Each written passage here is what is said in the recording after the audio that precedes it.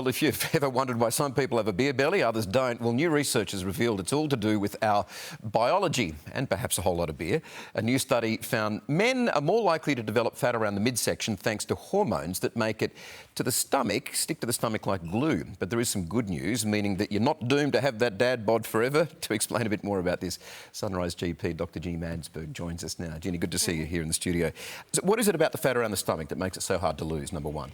Look, so what we're talking about is not fat you can pinch, which is what we call subcutaneous or under the skin fat, which actually doesn't do anything great, terrible for your health. It doesn't look great, but it's not terrible. In terms of the fat around your organs, and they tend to all be concentrated in your belly, they're a problem because they're metabolically active and they're linked to things like diabetes and heart disease, high blood pressure, but even some cancers as well. So we're keen to actually shred it. And what we know is because there's so much concentrated around that belly area, it can feel like it's coming off at a glacial pace, even though you can lose centimetres from your arms and your face, and it seems much quicker.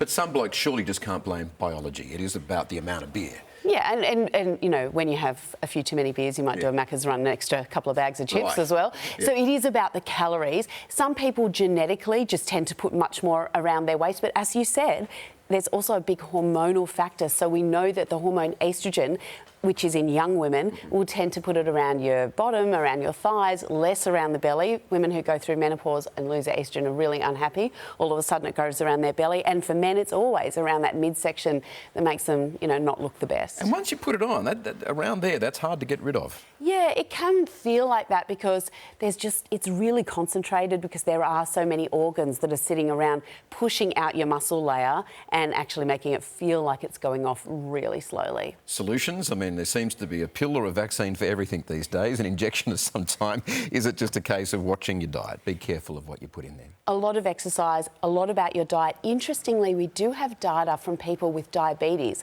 that a low carbohydrate diet is the best for you losing that specific perivisceral fat. Don't have the same data for the rest of us who don't have diabetes yet. And for the blokes, have a look on the tap in the pub. There are low-carb beers. Or alcohol-free even. There you go. All right, Ginny, thanks for being here.